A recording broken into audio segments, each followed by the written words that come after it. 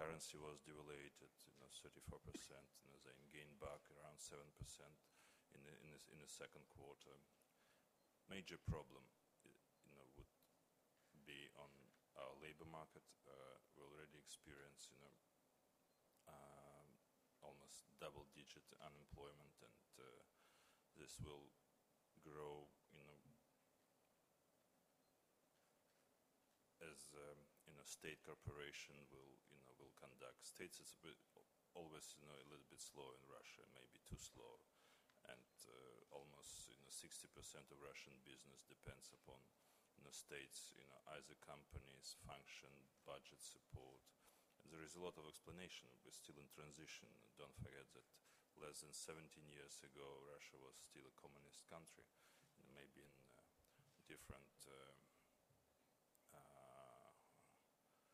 form, but transition still in the process, and in my view it will take another 10-15 years, not less, to reduce dependence from the states below 30%. What could be outcome? Outcome in my view would be quite positive. I think state would be less eager to develop a lot of program which they try to do on their own. I think government will change in next year a lot of legislation in terms of access of foreign investment to the natural resources, to production sharing, and it would be quite a positive, especially in the view of development Pacific region. We have almost everything for which could create great benefit for sustainable growth for Pacific economies. We have mineral resources, a lot of energy, yet not utilize hydro potential of Eastern Siberia, and it's another 50 to 60 gigawatt for export in even to Korea. We have we have huge water reserves on the Far East, which maybe not a quite in a big issue at the moment, but will be in next 12-15 years as we recognize. Plus, role of Russian Far East in the food supply completely undiscovered, and it's a great potential that we can add a lot. And in my view, what would have Russia would have longer start, because we need to reform banking system just in the beginning, and state bank dominated the moment at credit market. Rate in rubles, for example, for the good borrowers above 18% at the moment. In hard currency, for example, in US dollar, it's above 12%. It's quite tough environment, but in the same time, it's create tremendous stimul, for the companies to reduce their costs, restructure very, inefficient, base, which we inherited, from old time from Soviet Union. It's still not create enough stimulus for the state corporation to cut the cost and adjust their strategy. But we hope that in the end of this year, it would be, quite a strong push, because of many processes already started in the summer, and we may see that government will perform more active role to allow private investors and private business to take a lot of function from them. But in the same time, stability, because in Russia we have more than 40% non-Russian population, and almost every religious represented stability on a key zone like Caucasus, Central Asia, is very important factor for the Russian growth, and this stability will be definitely kept by our leadership, which may be a lot of time we're under critics, but at the same time it's a sort of safety belt for our country, and it's important that I believe that they would be able to keep the stability for next 5 years. As far as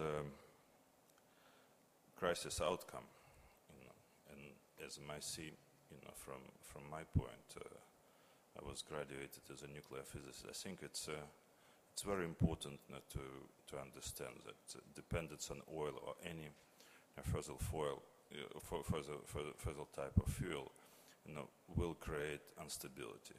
And of course, we can see now that price of oil, quite low. And a lot of, project could be, developed, and maybe it's less, stimulus, to develop, more, energy efficiency product or processes. But at the same time, if,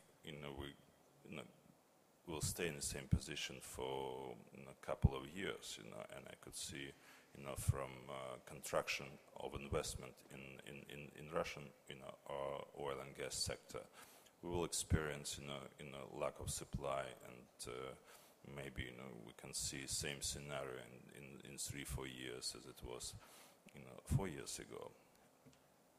To develop nuclear alternatives, and I don't, believe in any other alternatives, because on a large scale, it's almost impossible, to develop, proper alternatives from the wind, solar, or any type of, biofuels.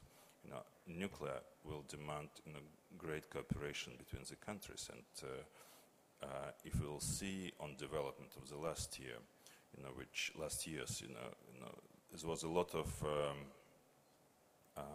talks, a lot of preparation, but for example, in the States, there is no one new project which was started. Yes, they've done a lot of progress on used assembly, and some other, progress on, but mostly done by Areva and foreign companies.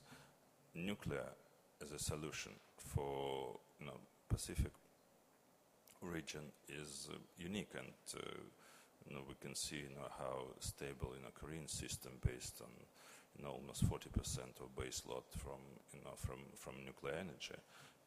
Cooperation, which could be provided, from Russia, Japan, and Korea, and your, product which was developed here, especially in Doosan and some other area, it's great opportunity, not just for for the Russia, but for whole economy of the region. The issue is how to move forward, because still big reactors is not too safe and demand a lot of infrastructure to develop, and we have problem with developing new type of, let's say, breeding reactors.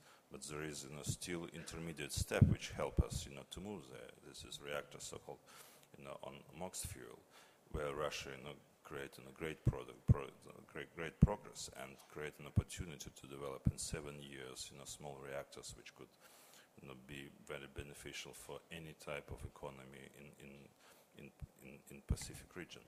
So what I believe Russia would be quite low start for the next 2 years. Then would be great to open much more on greater scale, will be open for foreign investor, especially in Eastern Siberia and Russian Far East. I believe that we can provide a good platform for energy solution, not based on oil and gas, but also, as I mentioned, on nuclear. But in the same time, I do believe that next 2 years would be quite a tough years, for Russian economy and for labor market in Russia. Thank you very much.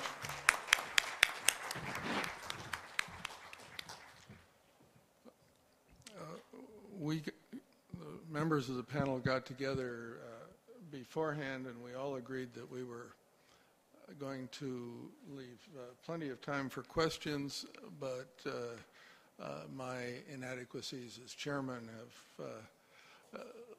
created a situation where we've used up all our time. So for that, I apologize to the audience, but our time is up, so I think we have to end now. This has been a panel that's stretched the minds.